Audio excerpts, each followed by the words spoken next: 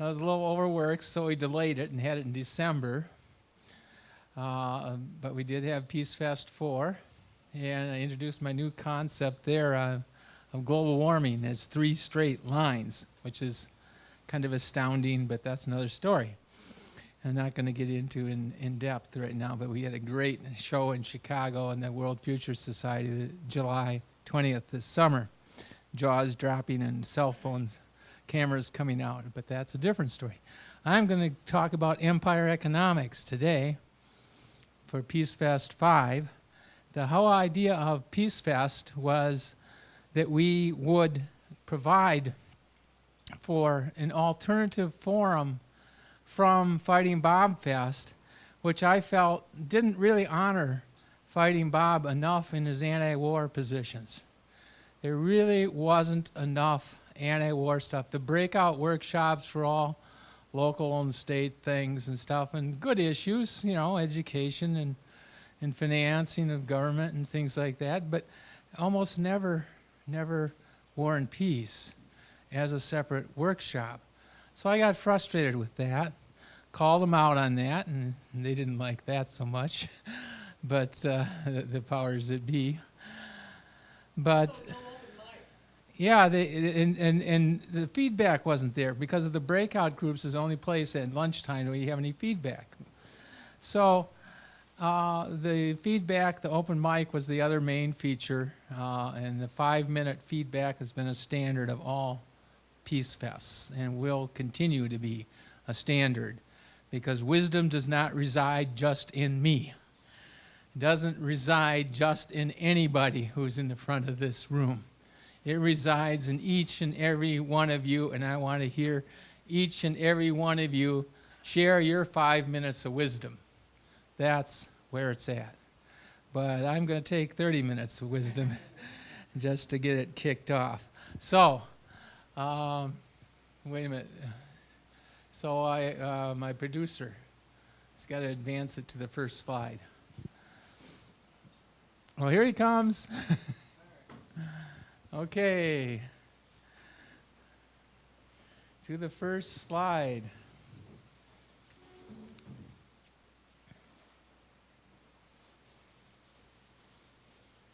Okay. There we go. Empire economics. Business implications. This was designed for an international business conference in Nashville, Tennessee. And I won a Presentation Excellence Award, which means they rated everybody on a 5-point scale. It means I got more 5s than any other number because you have to have 4.5 or higher after you drop the highest and the lowest. And then you are a Presentation Excellence Award winner. So I was one of those. And I did it with Southern business professors, empire economics, talking about the perils of military spending to Southern business professors, and then they liked it. I thought that was pretty astounding. So let's go to the next slide. Goals in this presentation. Show how the economics of empire drives international business conditions, regional economic growth in the United States, management structure in emerging nations and hegemonic nations. And that's what the business emphasis. It shapes the whole society is the real story. Let's go to the next one. Opportunity costs. So here's the real problem with military spending, and you do not get it from the Paul Krugmans, you do not get it from the powers that be, the John Nichols or anybody. They don't get it. John Nichols said he'd watched my video. I know he didn't, because if he had 40 minutes of a rush line behind him, he wouldn't have totally flubbed it when I made a call in to the Ed Schultz show, and he was just dumbfounded. He was completely taken aside because he couldn't understand what I was talking about. Military spending is both wasted manufacturing and lost capital investment. This shows up in 2 statistics. An international statistic that's 0.993 is capital if you add back military spending to the existing capital investment of the 4 leading NATO powers in Sweden, you find that they're 20.5% of the economy total. So when you have 6.5% of the economy, as in the United States case, our capital investment drops to 14%. In Germany's case, if it was 3.5% of the economy, it drops to 17%. So basically, the higher your military spending, the lower your capital investment, because it's lost capital investment. You add the two together, a common number. The same thing with manufacturing productivity. Manufacturing productivity growth rate plus the military spending rate eats a common number, 9% of GNP. So those over 20-year periods of time in both cases. And so military spending takes away from productive stream of the economy key research and capital resources. When you pay 1/3 more for your scientists, engineers, and so forth, you get 90% of the Caltech and MIT graduates, the best engineers in the business. Now, if they'd stayed in Detroit or something like that, we'd be cleaning Japan's clock instead, you know. I mean, Toyota wouldn't be the #1. Okay, such resources normally keep manufacturing competitive, producing new products constantly being tested by the consumer and business marketplaces. Military spending converts such resources to a national service that does not enhance the economy. 90% of military spending is for this national service. A small part of the 10% spent on research returns as civilian spin-offs. Whenever you get somebody justifying the military budget, they say, oh, look at all these wonderful research spin-offs. You remember Tang and the space race and all that? Okay. And even the internet and the email, there are British people, there are Swiss people. Joanne knows the story better than I do because she's an IT professor. She did email probably 20 years before most of us in this room even heard of email. She can tell you the rest of the story sometime, maybe in your 5 minutes. Okay, so it's at least 90% waste. And 97% waste because you consider it's too military specific, or it's too much secrecy, or the third is that there's dual purpose. It transfers to the civilian economy, the military research. So the 10% of the military budget that is research, you're losing 2/3 of that.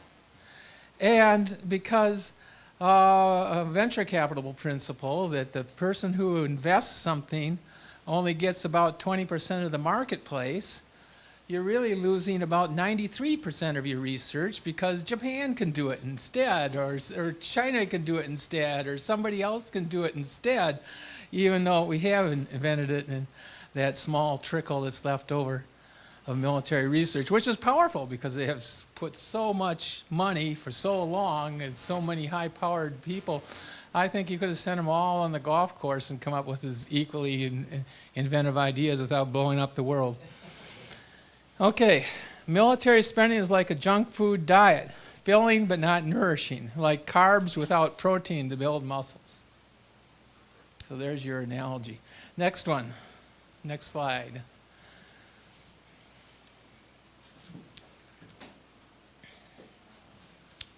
Okay, so this is the trade-off on productivity versus military spending, and this is in the 70s and 80s, and the researcher extended it through the 90s and then got out of doing this. So I don't have current data from this one researcher, but back then the U.S. was off the trade-off line, this straight trade-off line. Nearly perfect line. The U.S. is a little bit above it, and Canada is way below it. But we have 10 times the economy of Canada, so you average the two, and it's exactly, North America is exactly on the trade-off line. Likewise with all the European countries, They end up exactly on the trade-off line when you average all of them, weighted average. And then Japan is close to the line, but that's the farthest off because it's not exactly on the line. If you added in the four tigers back then, like Korea, Taiwan, South Korea, Taiwan, Singapore, you probably would bring that back down to the curve too. Anyhow, leaving at those three data points, and with 2 degrees of freedom, I have a correlation of 997.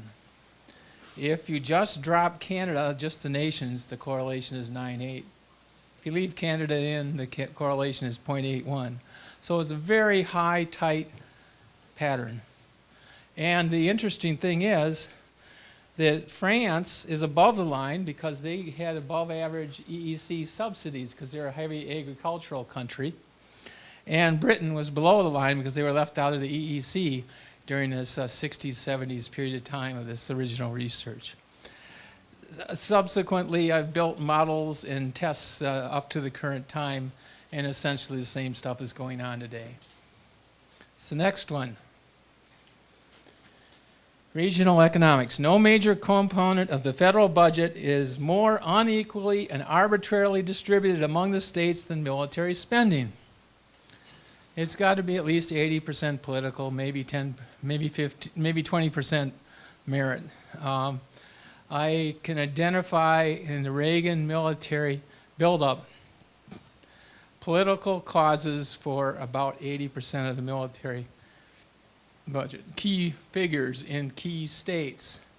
For instance, like Bob Dole or Wisconsin's Les Aspin. He doubled it in Wisconsin. He has the highest percentage increase.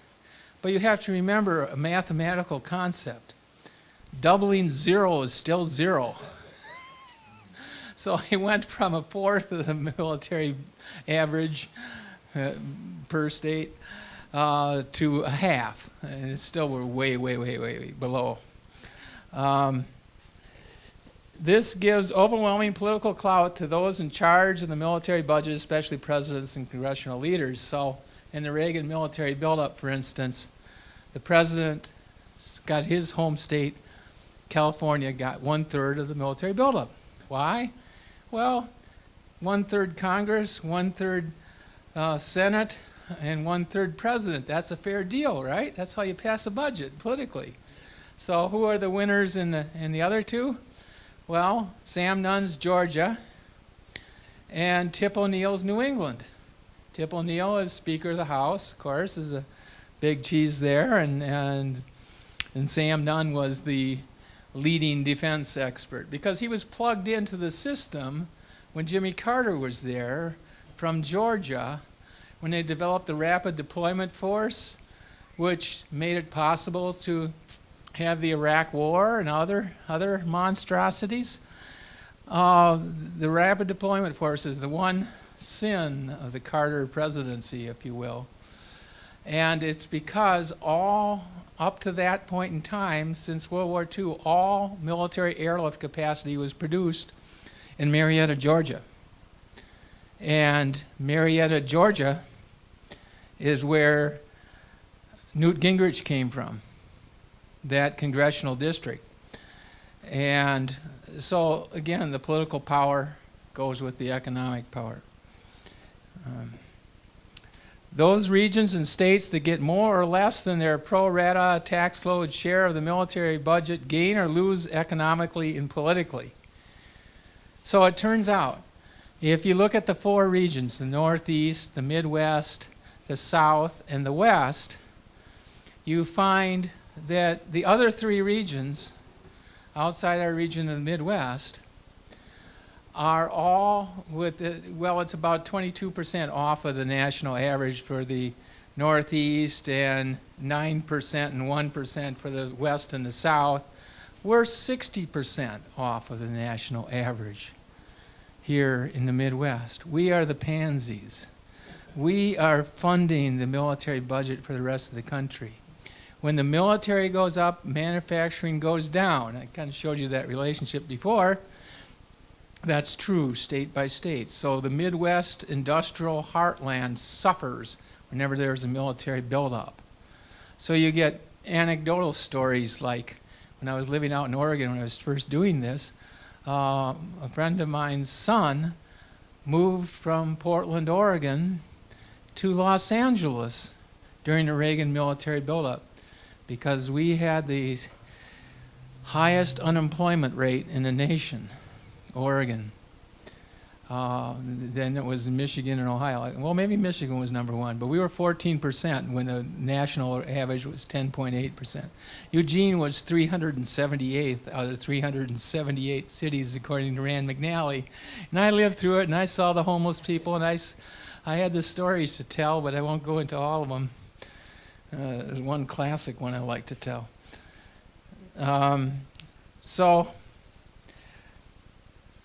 we're the patsies here in the Midwest. This military spending depletes the national economy, but we're also the ones that boom when there's a build down, like the 60s, when we did really well and the Packers did really well, and the post-war 70s when another low military spending state, Pittsburgh, did really well in the Super Bowl in the late 70s, and then the 80s came along with the Reagan military buildup, and all of a sudden the military areas did really well, like Washington and San Francisco and Dallas winning multiple Super Bowls. So yeah, that's the way it goes.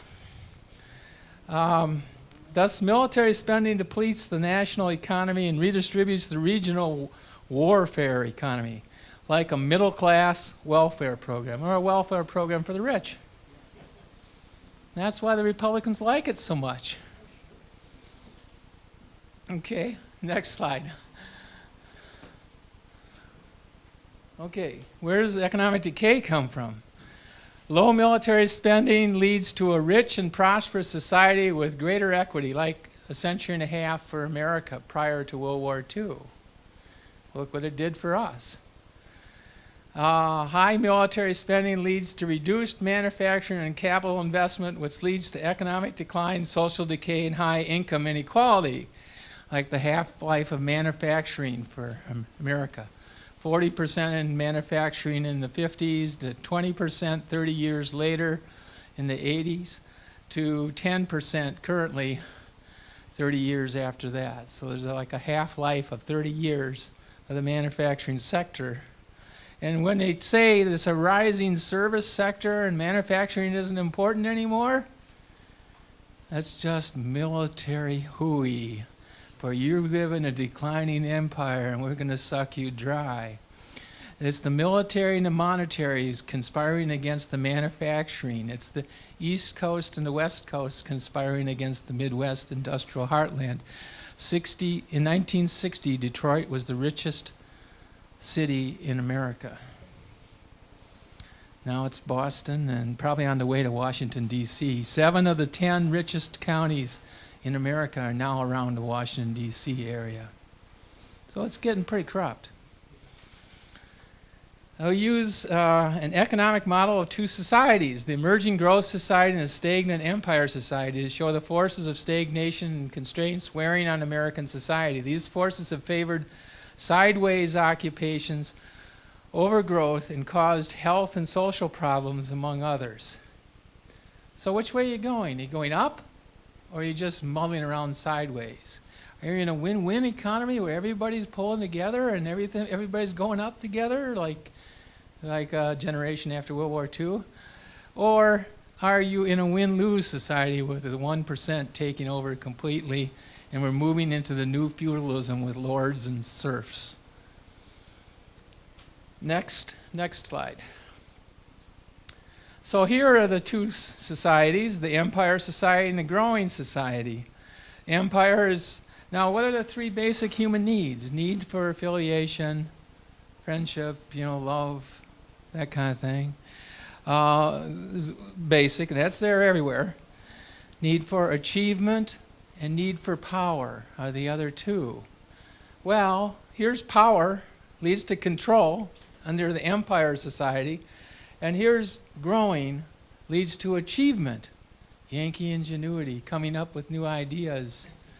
I mean, did we win World War II because we were a militaristic society? No, we won World War II because we developed the airplane and we developed the automobile and things like that, because we were an innovative society. Did the British off the coast of the continent, so all they had to do is have a navy and they're safe, and didn't have to have those hugely expensive armies.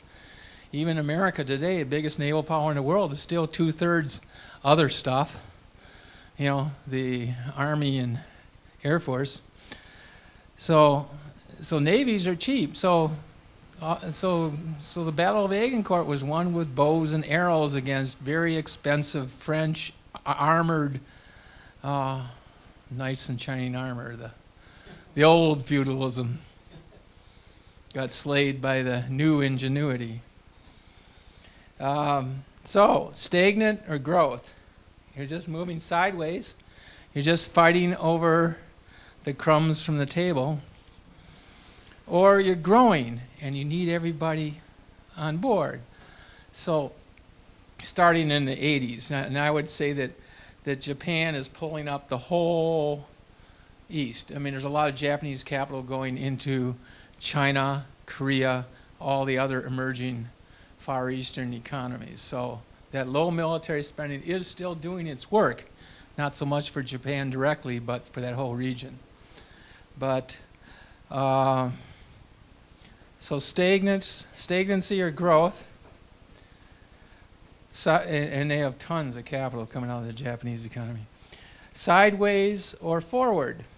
So are you just mending fences, looking for market share, getting accountants and lawyers and oh, excuse me, there's at least one good friendly lawyer that I don't mean to step on your toes in the audience, but people who fight battles, like a lawyer friend of mine said, I'm just a hired gun.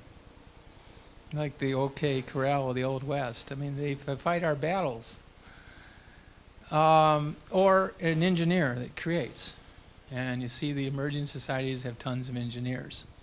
That was true for Japan. They had 3 times our engineering growth rate when we were leading the world in lawyers. Japan was leading the world in engineers, and now China is leading the world in engineers with about twice as many engineers per capita, and it's because their economy is so much huger, 8 times as many engineers graduating.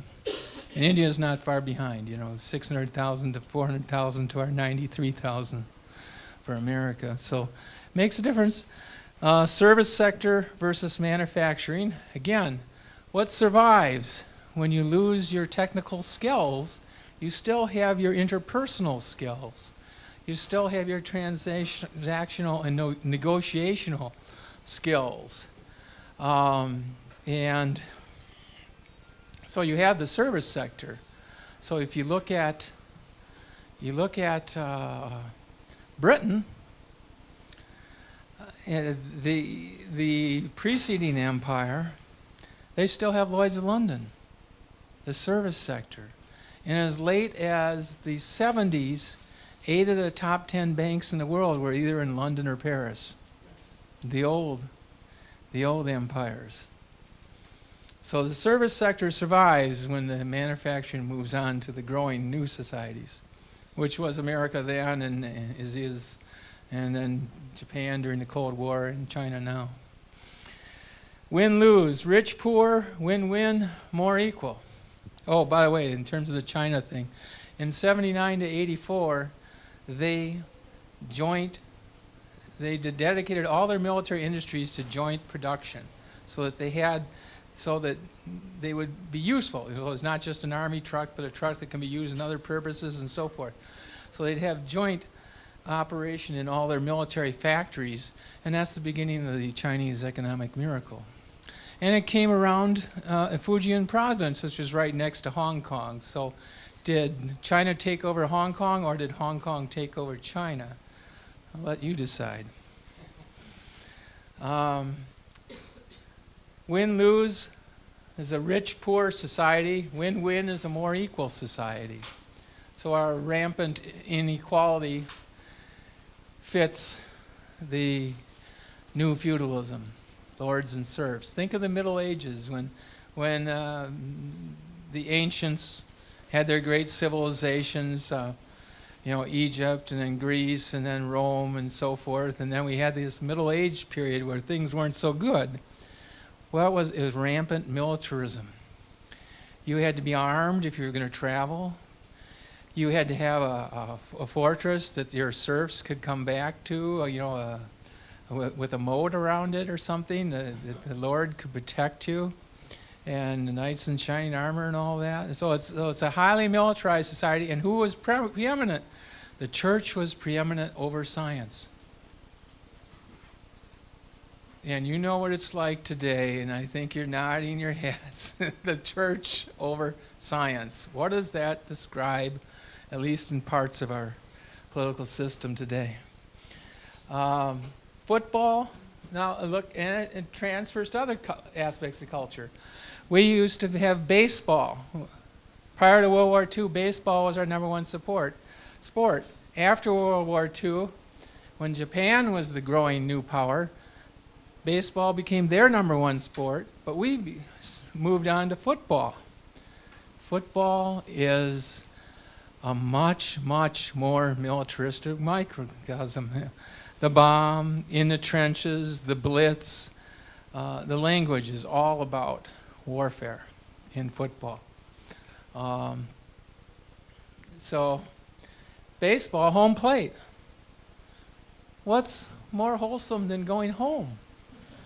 I mean, how can you criticize going home? Hitting a ball with a stick and catching with a glove. What's militaristic about any of that? It's just a good game. It's just an achievement-oriented game, not a militaristic, control-oriented, domination-oriented game. Drug use and crime, success and satisfaction. Well, okay, if you've got a stagnant society, it isn't growing, it's not an achievement society anymore, and we have lost our social mobility. We're terrible. We're worse than Europe now, much worse. Much more of a class-based society today than even Europe, which was historically been considered that. Drug use and crime are rampant because crime is, well, if you can't get anywhere else, you go into the black market and try to make some money. And if drug use, same thing, I guess, but drug use is the anesthetic. Lotteries are the anesthetic. If you can't have social mobility, maybe you can pull the right number and move up and win mega millions of dollars. So you have the lotteries.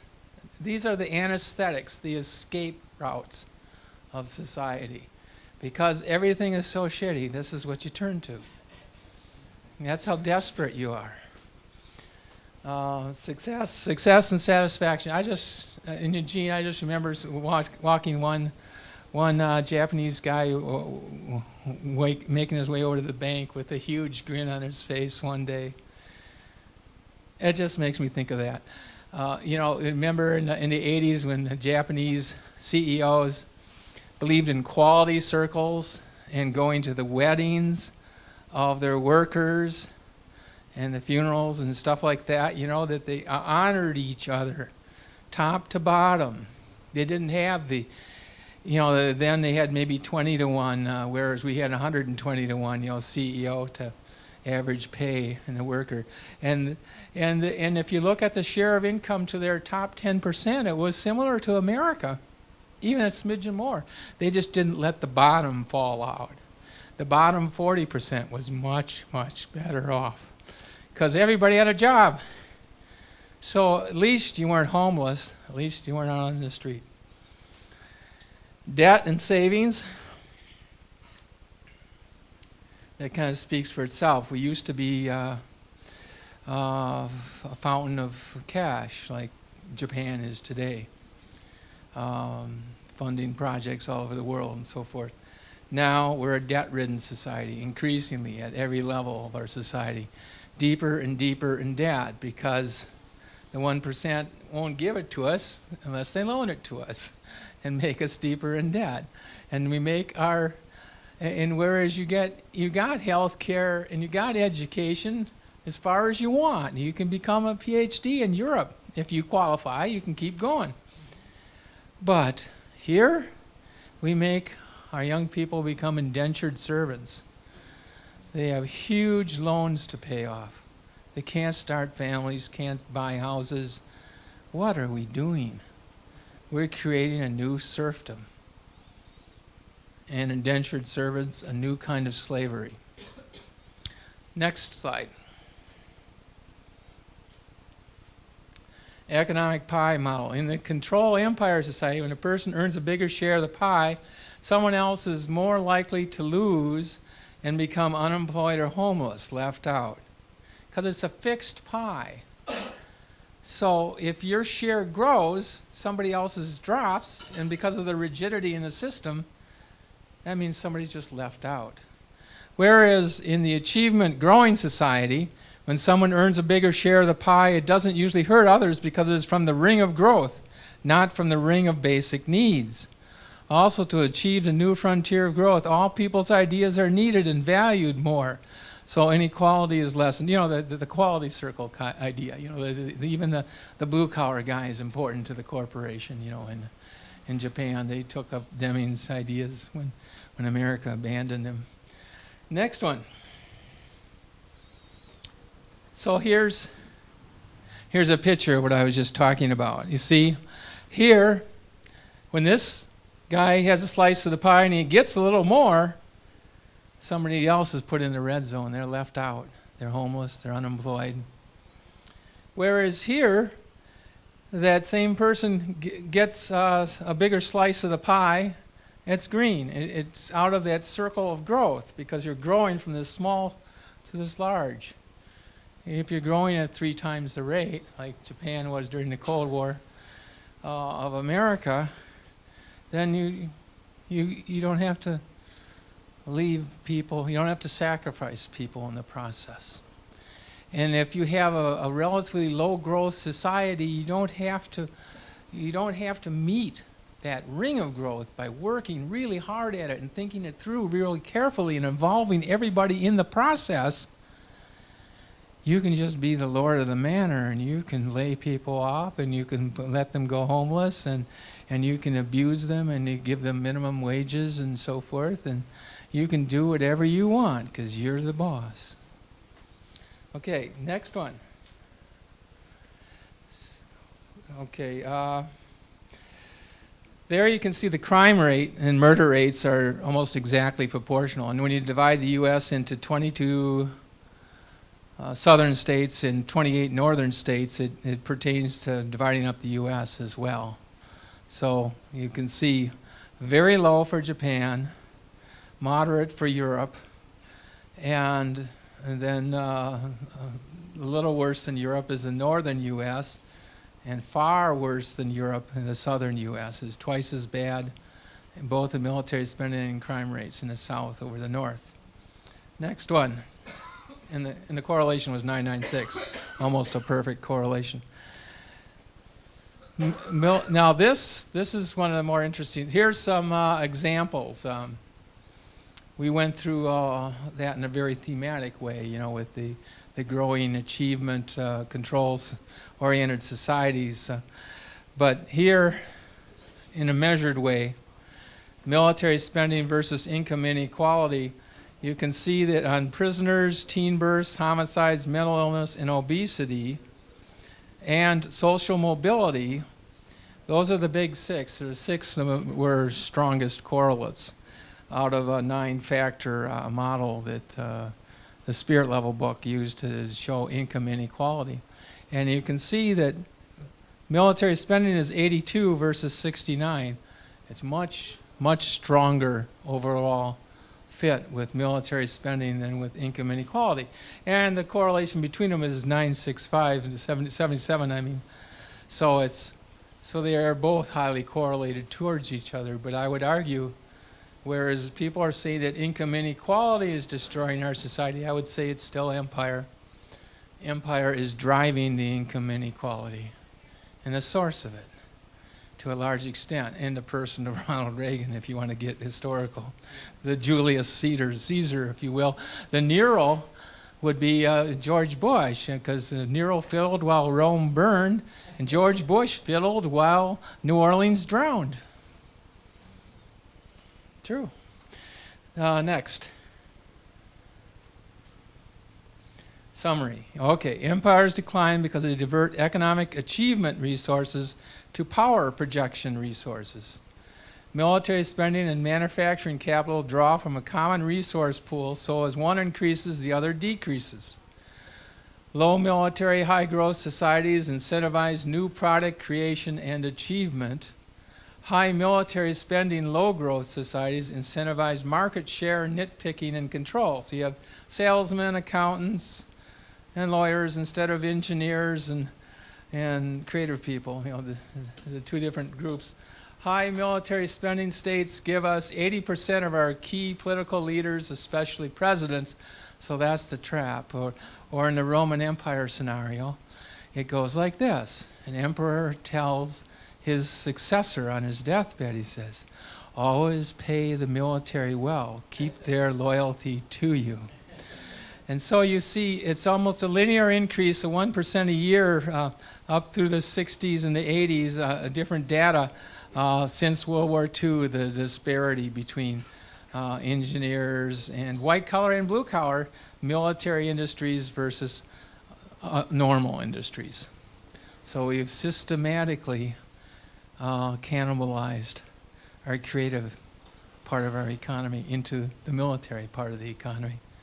And we are hopefully near the end of the empire. It took Britain the end of the Cold War to get back down to the level of the rest of Europe. They were close behind America during most of the Cold War. But now they're at the level of the rest of Europe. And a little oil in the North Sea helps. And Norway is probably the richest country in the world because of their oil. And the Scandinavian countries and Switzerland are the new rich countries, the northern regions. So, and here we have the southern region dominating our country, and look what kind of results we got. Very militaristic and very feudalistic type society is what emerges from this military footprint. So that's my bottom line. Okay.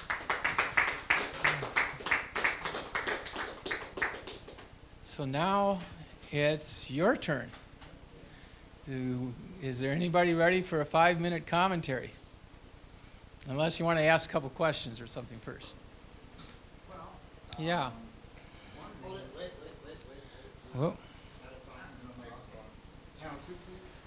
Well, one name I'd like to bring up that you probably have heard in recent days, and certainly you're going to hear a lot more of, is Elon Musk. He's taken on the auto industry, the space industry, and the banking industry. He might be just one example, but I think he's pushing us towards away from gasoline cars, more into electric, which, certainly we're going to be, at some point we'll start burning less in fossil fuels. mm-hmm. And President Obama put out there the challenge.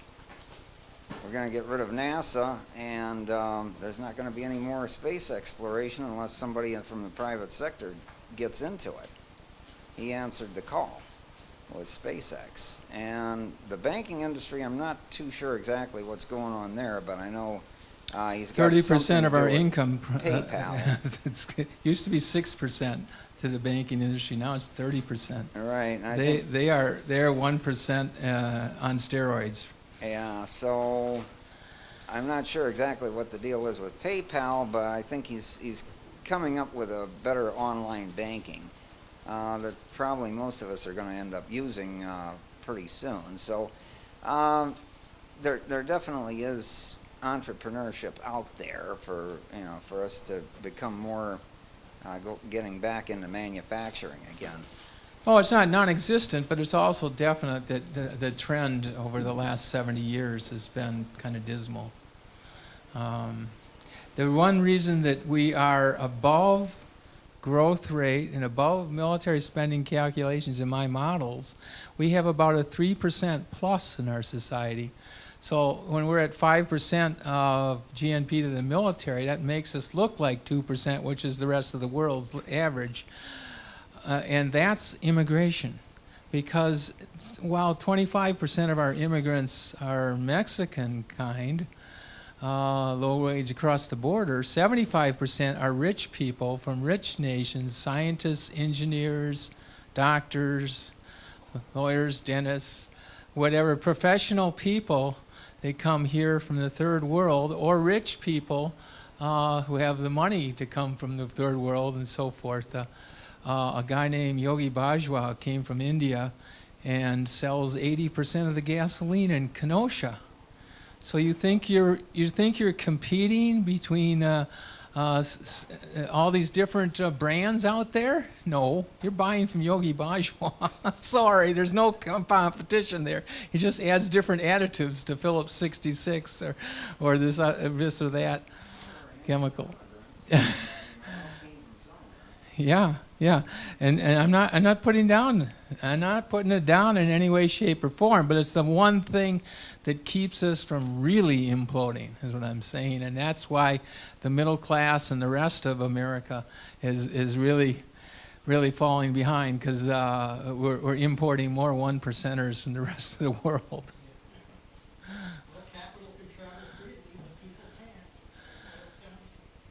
Well, people travel relatively freely into this country, and the capital travels very freely out of this country, and most other countries that's not the case. So there's,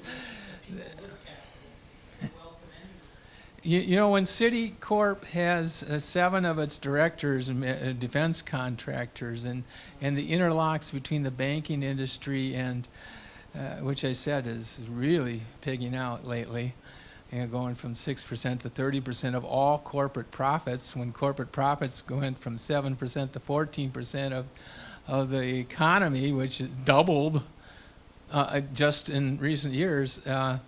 It's the military and the monetary that are sucking the rest of us dry.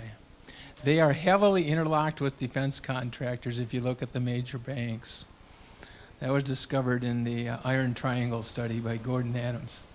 Do you think this is a fault of capitalism, or are we not curtailing capitalism enough with regulation and whatnot? Because I mean, the right would obviously say free market for everything, but the left is always pegged as being socialist and so communist. No, but just because they want to curtail some of this capitalism gone wild, if you will. Well, here's my take on that, and with an MBA and so forth. So I'm unfortunately a little deep in that. I don't hope it doesn't muddy the waters too much, but yeah, we've always kind of had our best and brightest in the business world, and the rest of the world has their best and their brightest in the government world. So there's a difference there. But also, overseas, they don't have as much red tape because they built in institutions. Like, if in Germany, half of the board of directors of every corporation is labor, and half is profit making, the owners, then they have to bargain and negotiate to come up to reasonable things and reasonable standards, and so you still have $60 an hour for the average production worker in Germany. You still have a high standard of living there. Where do you trace that from? Well, you trace that to World War II, and we gave them a good constitution like we did for the Japanese. That's part of it.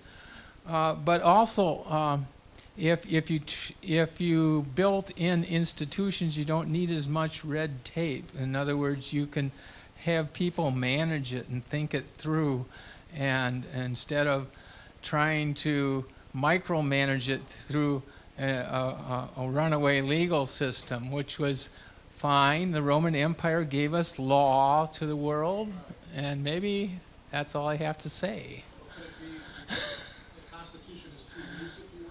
Or as opposed to your example with Germany, why do we have the red tape more here? Is it because we're almost too vague, where the corporations take advantage of such freedom, if you would?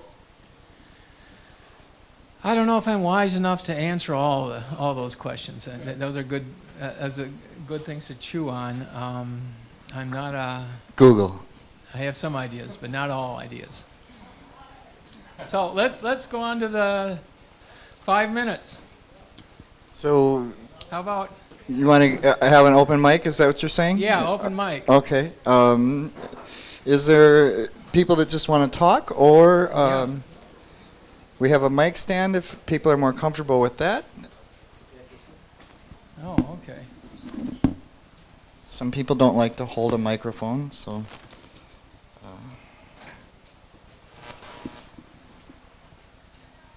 And by all means, Okay. you can just stick that microphone up there for anyone that wants to use it, and then whoever wants to come up on the platform. Okay. Make sure you introduce yourselves, please. Hello, my name is Jim Miller. I've been a frequent participant down at the Capitol with the uprising against the Walker administration. But what I'm working on now is a concept that changed the underlying system that we have. And it relates to war. War is a winner-take-all system. And we've adopted the British are the empire. They got an empire because for a while they had a winner-take-all system. We adopted their system of elections. The person with the most votes gets all of the power. And as an ancient Chinese individual said, that politics is bloodless war and war is bloody politics. So politics is really war, okay? And what's happening here is that most people are being kept from the representation of their choice. I hear over and over again, the system, we have a dysfunctional democracy. Well, first of all, we do not have a democracy. The Federalist Papers, when they were putting the Constitution together, equated democracy with mob rule. So they made sure there wasn't democracy. There's voting. Now, don't get wrong.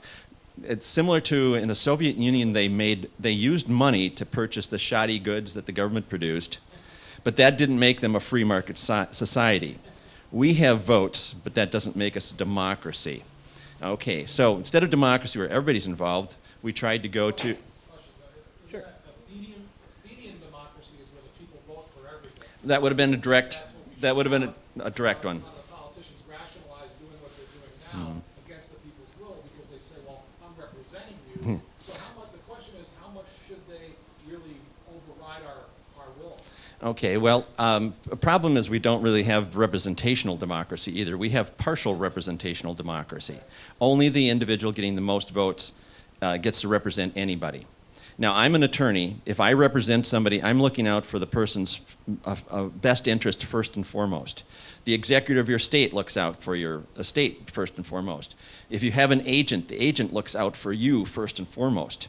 They bastardized the word representative to mean also somebody who holds the political power of a district, somebody you voted against because you don't trust them, and they're your representative. No, that's a bastardization of the word representative.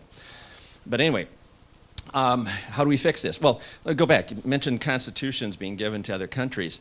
Okay, there was the uprising, the Arab uprising, and Egypt suddenly, hey, we got an opportunity for democracy. There was an explosion of interest. There was a huge amount of interest among the public in being able to vote.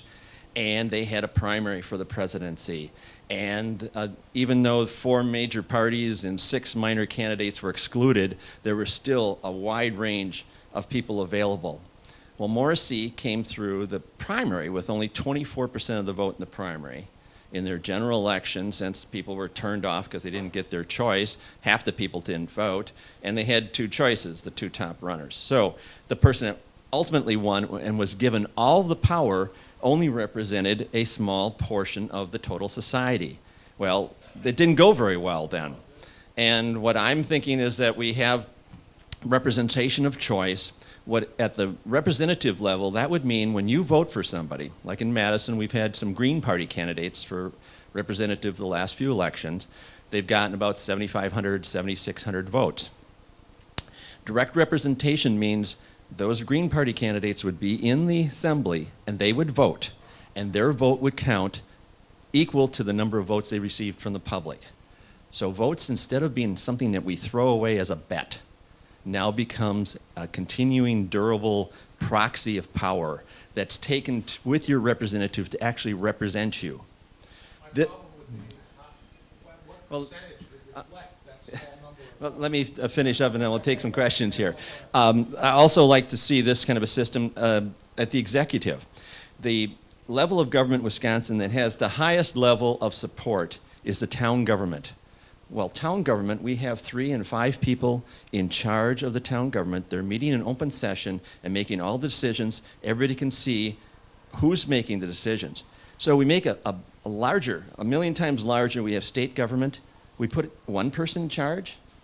And we go a billion times larger, and a president of the United States, we put 1 person in charge. It doesn't make sense to me. There's no 1 person qualified to represent everybody to make these kinds of decisions. What happens instead, you get a gang of people in there, you get an incompetent administrator like Walker, and he's putting his cronies in charge of things, and things are going wrong. Or they're going right for the people that funded them. At the executive level, I'd say let's have an executive council. Switzerland, one of the most peaceful and prosperous nations in the world, has an executive council. What they've done there, though, they've assigned each of the political parties a seat on this council. What I would do is extend the same concept of direct representation. People run for governor, they get so many votes, they're on that council, and their vote on that council votes for how many votes they received from the public. So they're a direct conduit of the power of the people. Everybody gets the representation of your choice. You getting the representation of your choice does not deny you the representation of your choice. It would decimate special interest spending. 2010, we had state senate race. There were 17 districts. The conventional wisdom that were only 4 of the 17 were competitive. The others were going to be clearly Republican or clearly Democratic. So all the money flowed to just the 4. The Republicans needed to move 2 percentage points of the vote in any one of those districts. One of those districts is 1/33 of the entire state. So 2% difference in 1/33 of the state. You flip 100% of the power of that seat, and they flip the 100% power of the whole state senate. Under my system, they spend millions of dollars to move 2% in 1/33 of the state. They've picked up power equal to 2% of 1/33. Do the math. Anyway, that's the concept. I'll be working on a website, but right now I have a Facebook. It's called Choice of Representation. Join that group, read the things in the files, and can learn more about that. And I'm sure I'm over 5 minutes here, but thank you. Thank you very much for the opportunity. Do I get to take a question now since I deferred him? That's a good question. Okay, one quick question. Got to talk into the mic. About the math breakdown a little bit. When you say your X amount of people voted for you, now you convert that same percentage into representation. It seems a little bit gray there on how that reflects, because you're talking about, let's say, 11,000. How many people in the example in Madison you gave voted for the Green? 7,000 people? Yes. What percentage did that come of the electorate? Do you remember? It was about 30% of the voters. 30? That's 30%. That's pretty high. Yeah. So then I guess if you had an electorate, you'd be able to clearly find what 30% of that would be. I mean, not electorate, but when they're actually in office and they vote on something, they get 30% of a say.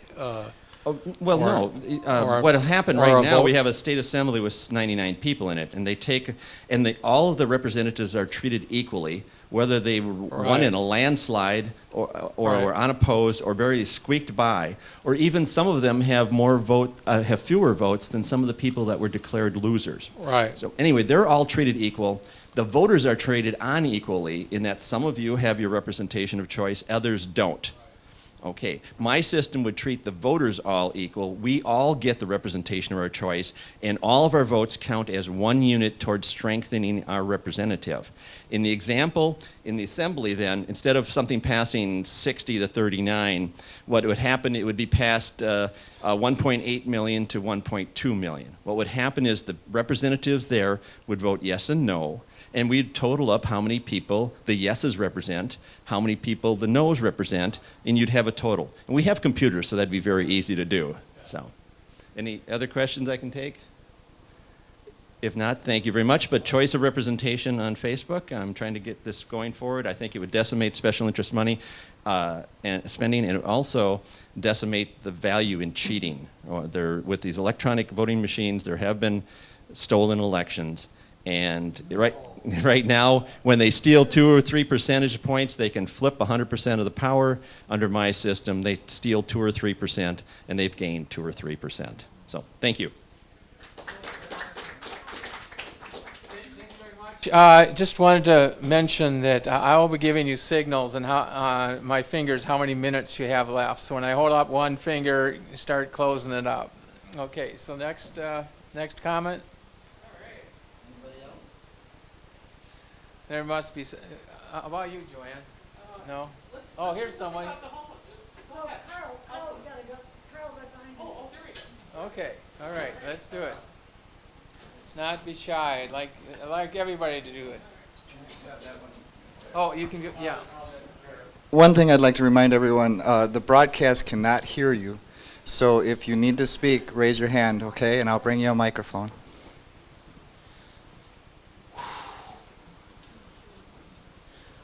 I'm Carl Ansness.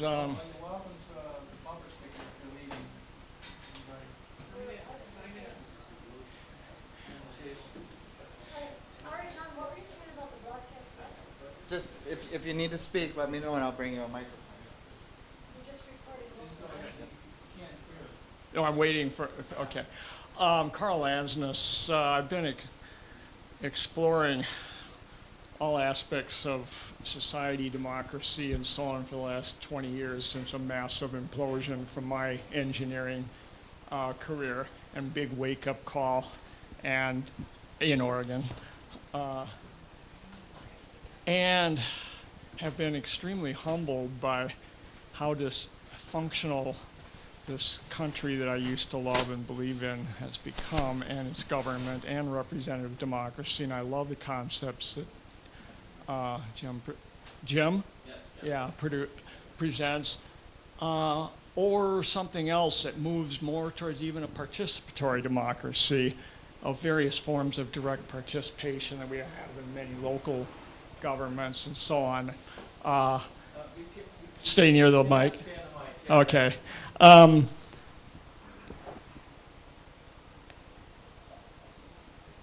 Two other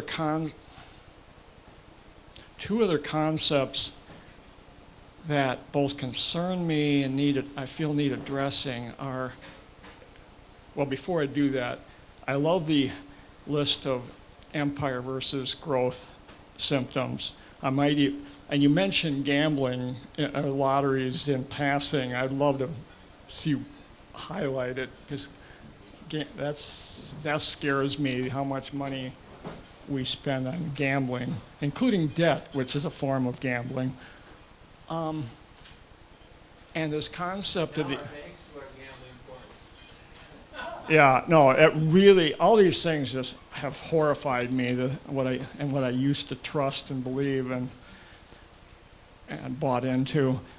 But the end of empire concepts really has really bothered me, as well as the concept of the end of growth. I mean, many economists now, like some of the ones that Bill Moyers interviews and others for the last decade or two, are starting to talk about the end of growth. There's something that this whole country was based on before and after World War II, and much of it based on exploiting natural resources worldwide or third world human resources. And that one I struggle with unless we redefine growth beyond physical goods, and not necessarily just service industry, but some other new form of growth that I haven't quite defined, but sense in the broad controversial realm of what I might call consciousness.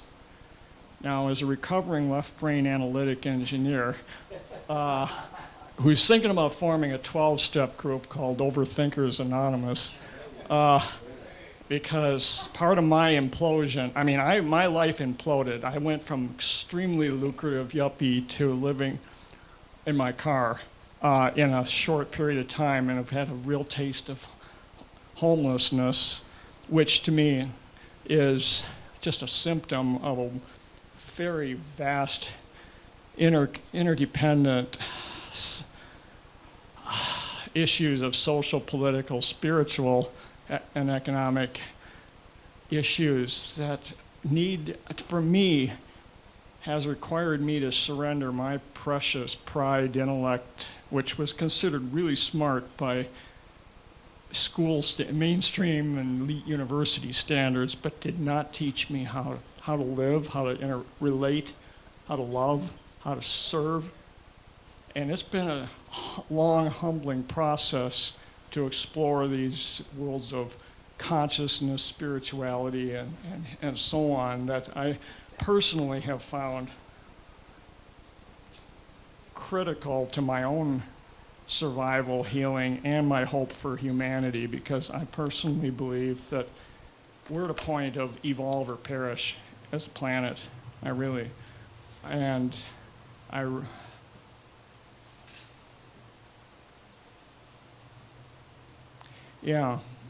believe evolve or perish. And attacking, blaming, bashing the Republicans is not my idea of evolution. I see that energizing the very thing we're blaming and bashing, and somehow we need to find a way to connect with, honor the dignity and divinity of those people who most push our buttons. And that's humbling, but that to me is key. And I'm done.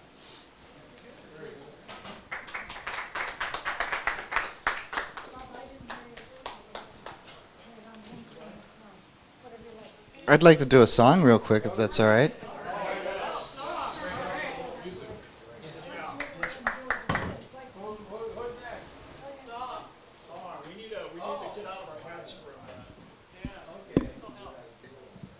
This song still applies.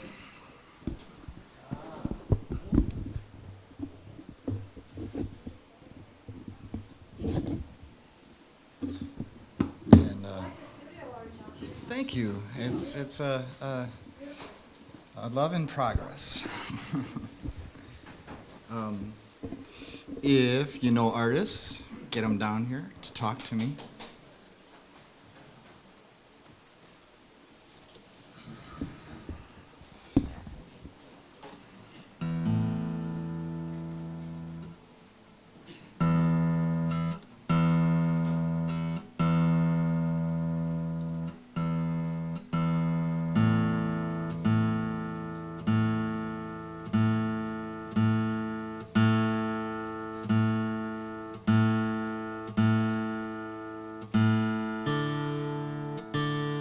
This humidity, boy, I had just tuned this upstairs, so.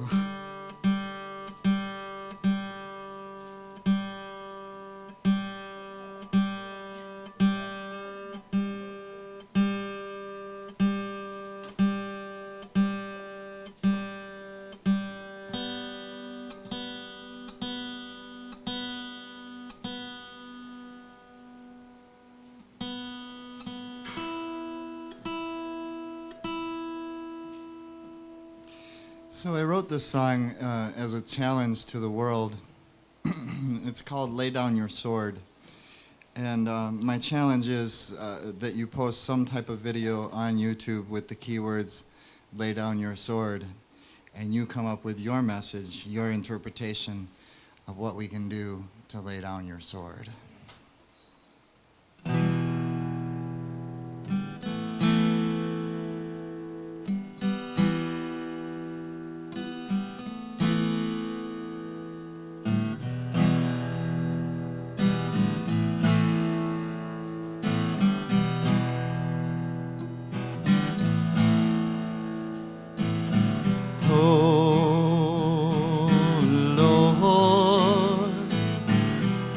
Trouble I've seen,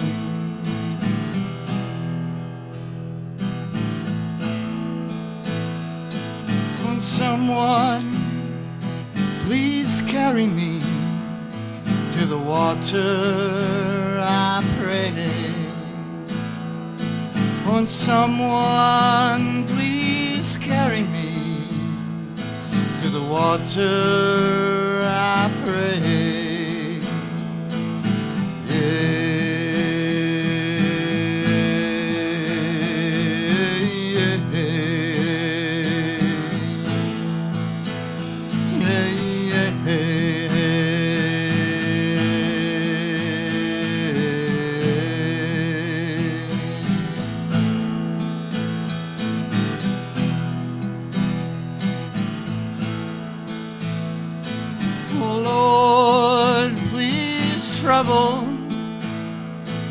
water I pray.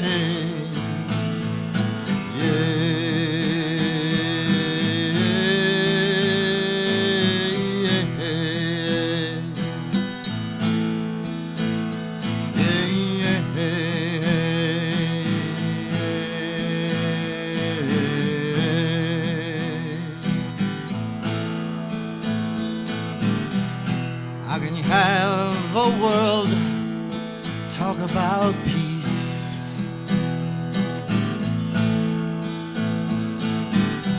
The very country you live in knows no peace.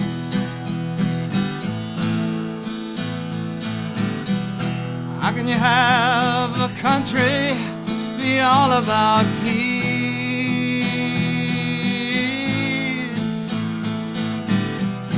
Very state you live in knows no peace.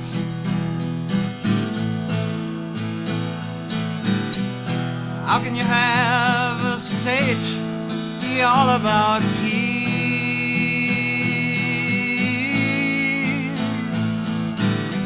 The city you live in knows no peace.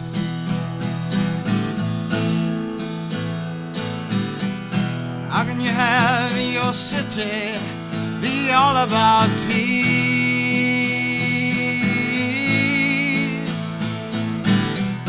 Run up to your neighbor and strike him on the cheek.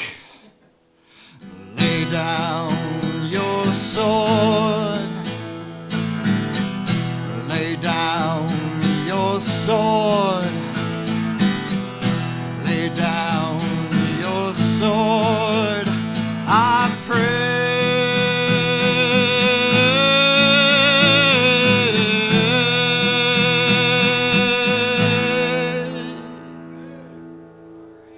All about peace.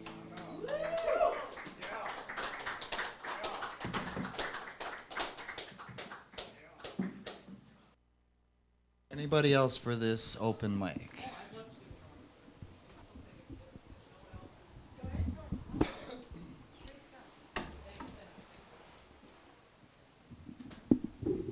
She's a little taller. All right, thanks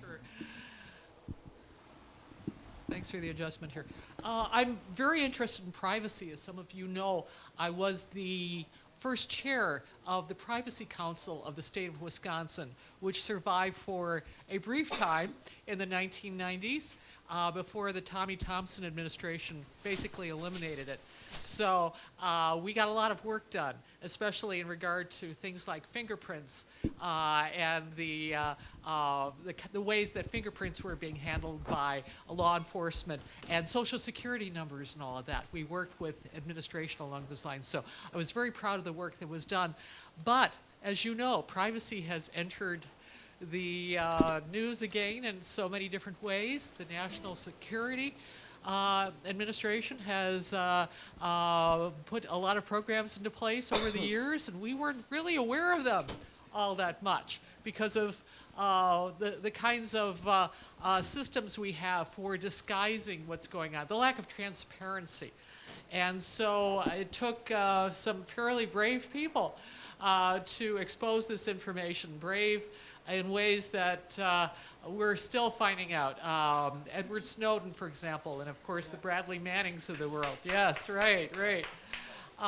Who have been releasing documents, allowing us to see inside the black box in terms of privacy and what big data is going to be doing to us in the near-term future. Now, what do I mean by big data?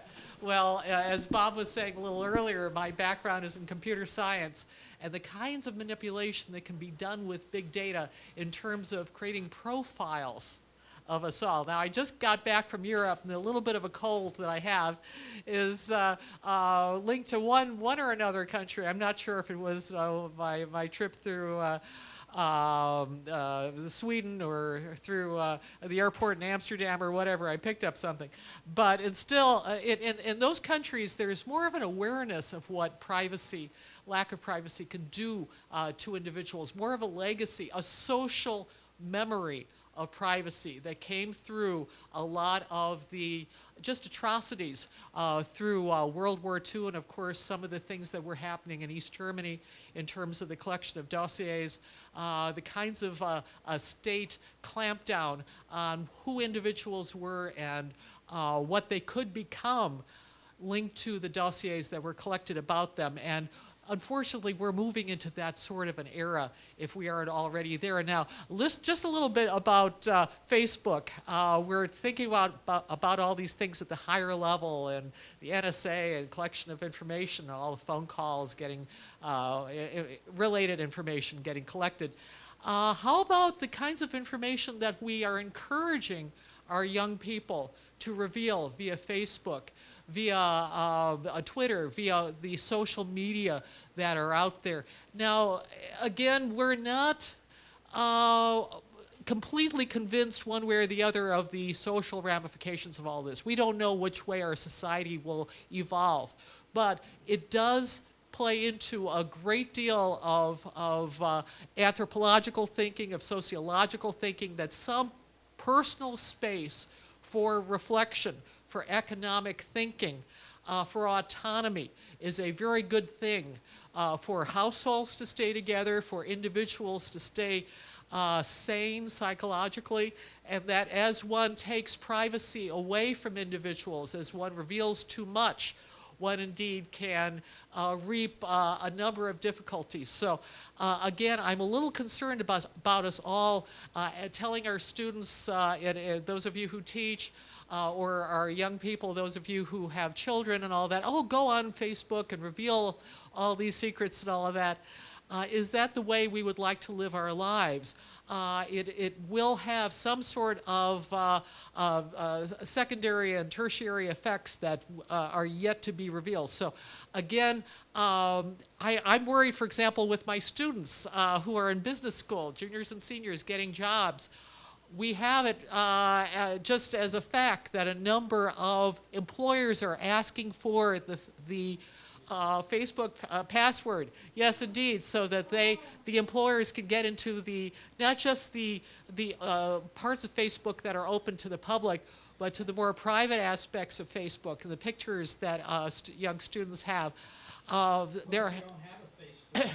Yeah, exactly. But indeed, what we have in terms of social media, that would be a great question to ask Mike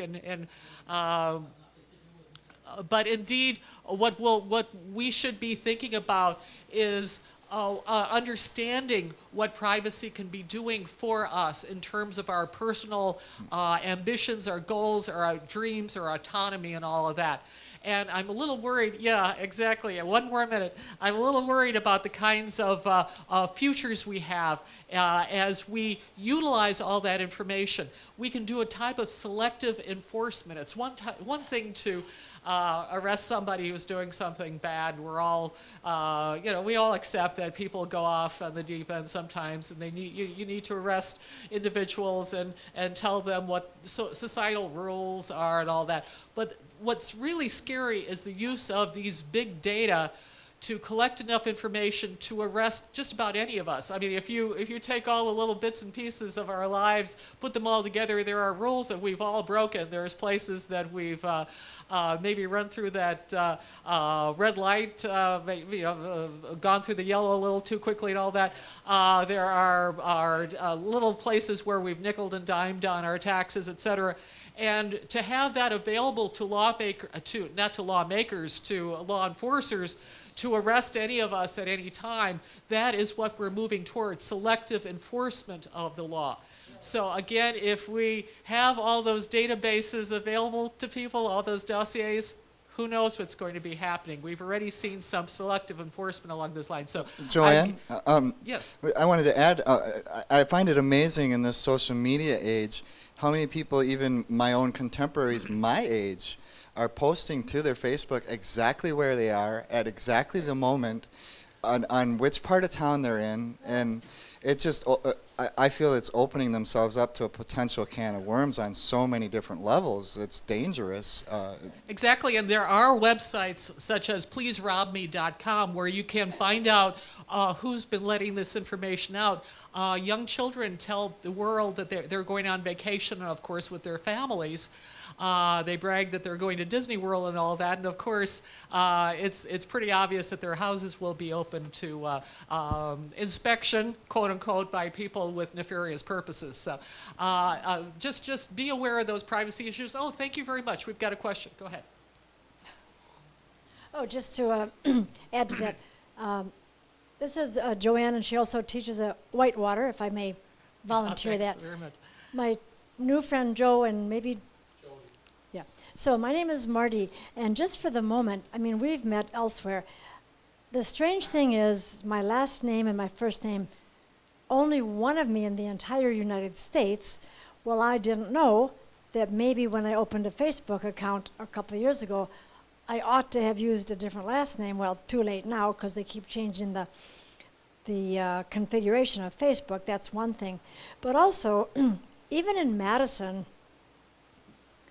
where, for those of you who don't know me, I grew up here. Carl and I went to different high schools together. This sounds like a No. Please use the mic because all their people are looking at me on this instead of your lovely face. I don't And like you're being dressed on. up for the occasion. I don't like being on. Let's thank Joanne. All right. I will give you the thank you. Yep, right there. I know it if I remember. Let's see. Well, then it's. No, just to add something that even here in Madison, for those of us who were born and raised in Madison, really scary things are going on. I'm incredibly unhappy with our mayor and our police chief, by the way. And I mean, last night, Friday night in Madison, Wisconsin, there's one, if not two, shootings. Well, since when did we have shootings on Labor Day weekend and in September? I'm really unhappy with the law enforcement in this town, and then should I segue to the other, that I despise the word homelessness, and it's my hometown. I've lived away since 1979. Wonderful Austin, Texas, 7 years, and Chicago for 25 years, where I wish I could publicize this more. Chicago, the crime is through the roof. There's murders. I saw a murder. I said, okay, I had enough of Chicago. But the tenants are taken care of, which is preposterous because Soglin is from the Chicago area. And as my new friend Joe was commenting that there's a radio show on 92.1. What's the show again? The Alan Colmes Show? Yeah, on the Alan Colmes Show, I heard someone call in to say, and I'm going to use it at the next city council meeting. It's like, in Madison, what is it called? The Common Council. They don't have any common sense, if you ask me. So Madison is in so much trouble for the progressive liberal city. I know Bob's from here.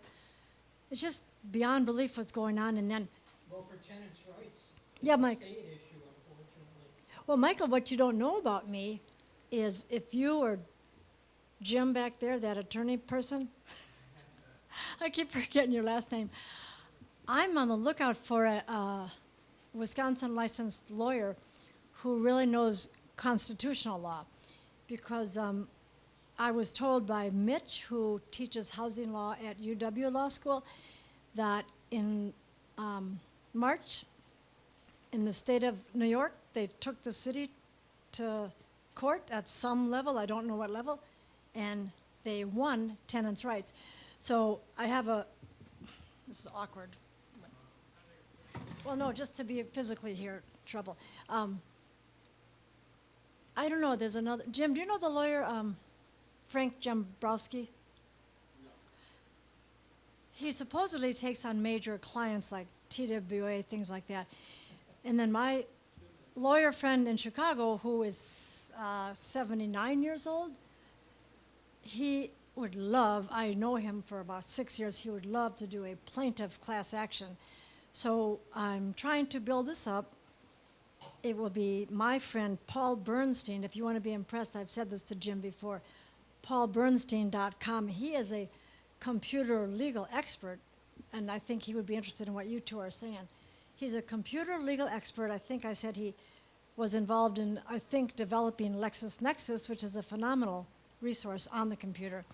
It's going to be Paul Bernstein versus Paul Soglin, and I would bet money Paul Bernstein's going to win for the class action. And I like this studio. It's very gorgeous. All right, Mike. Do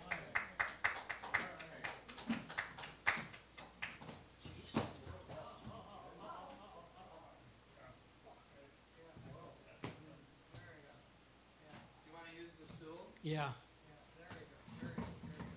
Okay, first I'd like to respond to some of the comments other people have made. Regarding Facebook, it's really a very simple matter not to have anything to do with it, which is exactly what I do. I have very little pity for people that want to play their games and flash themselves and whatever, and then somebody finds out to their embarrassment. I really don't care about Facebook. The real problem, I think, is the NSA, where you don't have a choice as to type of data that's being kept on you, and you have no way of knowing what they're keeping and why, or who they're sharing the information with. And I guess all I can say is the only way that we can do anything about intelligence agencies is we need more heroes like Edward Snowden, people that aren't afraid to name names and release classified documents. Those two are the most important things, because security classification of documents remains sacrosanct in the government, and until something is done about that, there's really little hope for political reform elsewhere in any other aspect of public life. Also, comments about our wonderful mayor. I think the real problem there is the stupidity of the voters that keep electing this individual on the strength of the fact that he was a radical back 40 years ago. And he's a man of very low personal morals, too, as I understand it. The point is, common sense would show that he's served his time. He's seen better days, and he should go. And he also has an incredible ego and doesn't seem to understand, like the last election where he was narrowly won, but he demonstrated again, he didn't want somebody else in the office of mayor. He's a spoiled baby, and he couldn't take that, so he had to show him. So he ran to defeat Dave. And I think he's a pernicious man. He's quite intelligent, but his class interests are clearly not with the average Madisonian. And it's really time people would wake up and realize that, and stop having him show up every time they show the war at home or other propaganda, which just doesn't have any relevance anymore as far as I can see. Beyond that, I guess my only comment again is that we need to do something that will cripple the intelligence agencies. Personally, I admire the Pakistani national who in 1993 just showed up at the entrance to CIA headquarters in Langley and just opened up, because that may well be the only thing that will ever bring these agencies under control. I know I scare people when I say that, but I don't even care anymore. Like I go to an event like this Fighting Bob conference today. It's no different from the ones 2 years ago or 3 years ago or 4 years ago. It's the same organizations, the same people, the same speakers saying the same things. And a lot of these individuals are probably not our class allies. They tend to be upper middle class liberals with whom most of us probably have nothing in common. And I think that's a point that we need to be aware of and is not often brought up. I also think it's a pity. I see 100 different organizations there, and all fighting for their own little sphere of interest. It would really be nice if all those organizations were to unite against a common enemy rather than fighting and arguing with each other. I guess that's pretty much close to everything I had to say, but it is important that we do something about the intelligence agencies And I would also like to end with this warning. I have never seen a single instance in history where money, property, assets, land, or whatever was transferred from one group to another without violence. And I think that's something we have to remember here when we talk about money and assets being concentrated in fewer and fewer hands, and those hands are not likely to share what they have until they're somehow compelled to do so. I'm not an advocate of violence, but I also feel that it's inevitable. Thanks. Syria? What about Syria? What about? Yeah, I think that would be it'd be another Somalia. I mean, it seemed open and shut in Somalia. There were people that were starving, so we went in. And in the end, we lost several servicemen and became very unpopular in Somalia. And the same thing will happen in Syria, where it's even more complex. There isn't one single rebel group. There's tons of them. And inevitably, the U.S. gets involved in supporting the wrong faction or supporting a totally corrupt government. And going into Syria would be an extremely dangerous can of worms. Anyone who knows the slightest bit of history of Syria or its politics would know that it's a very dangerous society and one that we would be well advised to stay far away from. Okay, thanks a lot, everyone. We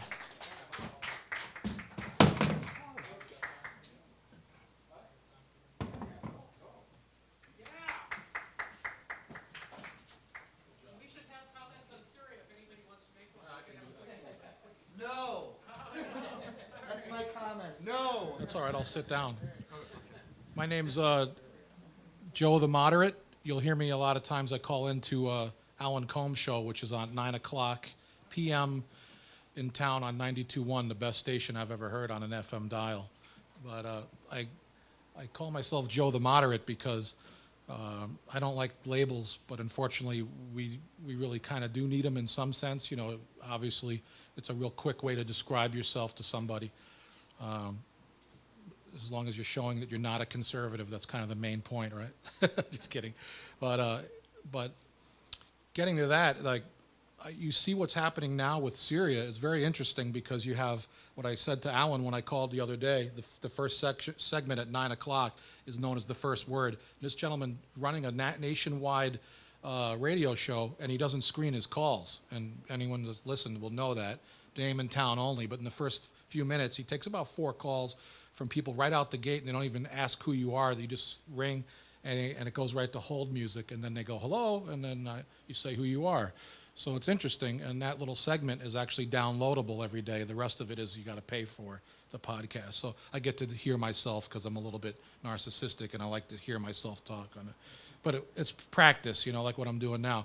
But what I said to him basically was, you seeing Democrats sound like Republicans because they're, you know, supporting this strike, supposedly, for the most part, it seems like. We'll find out next week. Then you're seeing Republicans sound like Democrats, saying that they're kind of leery of this. And what that must demonstrate is how strong politics really is. And maybe not so much this conspiracy that people believe there is a higher power above government officials in this country and other in the world that kind of really pull the strings. There's some dots, but I always say the dots don't really connect. You know, like everything from 9/11 conspiracy to JFK or whatever. With the bombing we were talking before in Syria, in Boston, right away there's video of these guys that were supposedly military that had a backpack and then it went away. And, you know, it's the government. It's always the government doing this so that we can have more gun control, scaring people that there's a shooting. All these shootings, according to Alex Jones and these conspiracy types that are known as nuts, you know, but there's a lot of fact that they have, but the problem I always say is the dots don't connect. So getting back to Syria is that, you know, I'm trying to figure out what's in Obama's head. First of all, he's not really this far left person that the right, of course, wants to paint. That's one of the things that you hear a lot, that the right, of course, is just listening to talking points from a few that just want to smear any Democrat, and anytime they can make you sound like a socialist, communist, they scare people with that. And there's some evidence that, you know, maybe he hung out with one or, you know, had some writings in his book, but you got to judge people by what they're doing. And he's actually been moderate. And he's actually got a lot of liberals, as you know, mad at him for not being liberal enough. And I agree. Okay. So it's interesting to see him now, what's in his mind. Is he maybe really not being pulled by a higher power? Because it almost seems suspicious that all of a sudden, like a switch, you got him and John Kerry out there like a bulldog, just making this case like it's like the world's going to end if we don't do this strike. You know, where's that coming from, I say to myself? Or is it just that once you make a decision as a politician, you got to run with it? Because it's the big fear is, again, being weak. They've learned this game that I'm the commander-in-chief, everyone's watching me. If I drew this red line, which he says is not his red line, it isn't technically, but when you say the words red line, then it is partly your red line. And that's the problem, is he went and said that, so now he feels like the back door really is, okay, let's divert this to Congress, and that's a good thing, but what if Congress votes yes, then he's got to do it. If he votes no, will he be man enough to just say, by the way, they voted no, so I'm backing out? And they're so afraid of this image, and you know, that's why we have to go in after all, because we're going to look weak and send a bad message. And my analogy to Alan was, if there's a fight going on and you don't jump in, people could say, you should have jumped in. You know, you're sending a bad message. If you don't jump in, we could fight all the time. We need you to be there to intimidate like a parent. We're not going to fight in front of you because America will jump in. But when you jump in and someone hits you back, now you have to act. So that's the problem. We know something's going to hit us back, and there's already been threats. So we jump in, then you have to act if someone does something there. But now you don't really have to act because you just sit on the side. So that's it.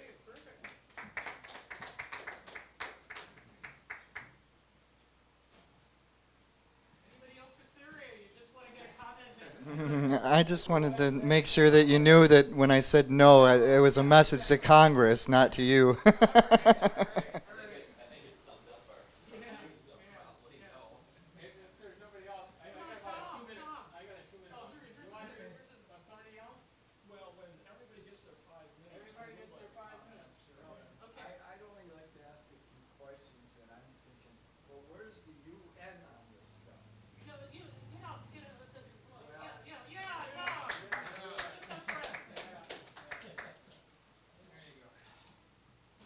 Well, I guess I'm concerned, you know, that somehow the UN is left out of this process. And nobody's saying, well, get the UN involved. They should make the decisions rather than the United States trying to be the world power again. We can't do that anymore. We should have never done it. So I guess that's my challenge to you people here. What should the UN do in dealing with these world problems? From ever since World War II, we've been jumping into different things, and they've all been a disaster. So that's my question.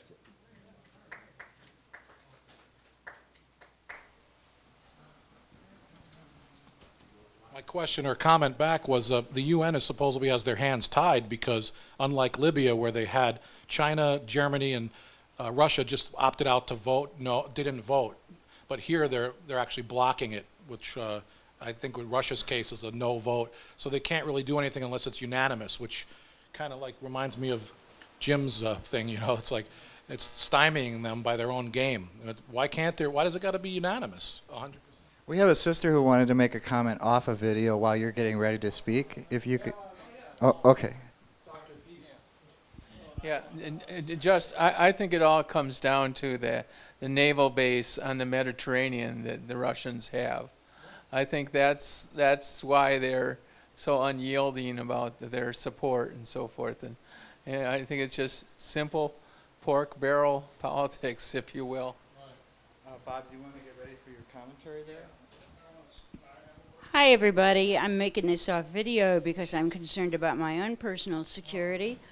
One of our previous speakers over there commented about how now the government is watching us all the time, everywhere, and how can we be safe? So I would like to answer that question. Go to your local pirate party, which you can find on Google, and then find out where there is a local crypto party, CRYPTO party.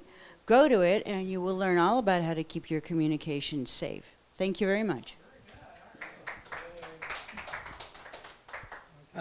I just wanted to make one final comment about Syria since it keeps coming up.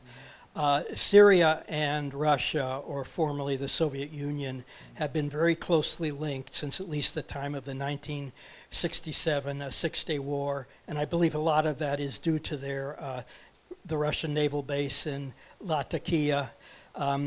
And it's interesting to note that in the 1973 war in the Middle East, the Soviet Union was almost ready to intervene when Israel was appearing to gain the upper hand in the Golan Heights, and a third world war could very easily have broken out over the so-called Yom Kippur War. Thanks. And we got one last commentary before Bob talks. On both the UN and Syria, I appreciated both comments, because just this week I got intuitively guided to write the Secretary General of the United Nations that I've never done, and I've never had any faith in the United Nations, and yet something moved me to go searching the UN site, and I found myself on a site about mediation, and a quote from the Secretary General about walls around hearts as being the barrier to, world peace and better societies and so on. And that touched me, and it moved me to write him. And maybe, for the first time, I'm wondering if there is some possibility for the UN becoming something effective, which I've never felt before. Secondly, on Syria, Syria's been really heavy on my heart and being this last week, and many others, feeling the fatigue. I've become really empathic. I've become almost like a radio receiver for energies that can really weigh on me, and it's a blessing and a curse. And I'm in many spiritual communities of intuitives and so on, that, including someone who just returned from the Syrian border on a mission, a spiritual mission with someone named James Twyman that had 50,000 people around the world doing synchronized prayer, which is something I used to discount as a waste of time, until I started to find I could reframe it in my past electrical engineering or physics frames of the fact that our thoughts, feelings, attitudes, and beliefs are generating significant electromagnetic waves that impact everything around us, people, war, and so on. And boy, that I can handle that kind of woo-woo spirituality, and I've been experiencing and seeing enough quantitative impact and shifts to give me hope and faith that we can do things in new ways, and even with that power of that L word that I used to discount and not even like to say because how much it was misused and abused and so on. What was the Jimi Hendrix quote? Someone help me. What's the L word? Love, yeah. Jimi Hendrix had a classic quote about something about when the power of love exceeds the love of power, the world will be saved. Yeah. Amen. And thank you for your song. One thing I wanted to mention about Facebook, I use it regularly.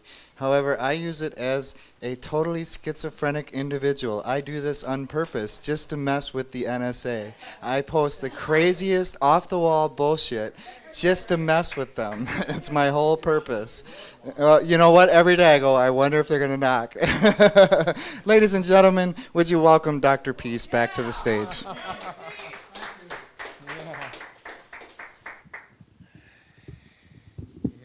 Take it out. Yeah, I had a very interesting 2-minute commentary on WART, and I'll share that with you.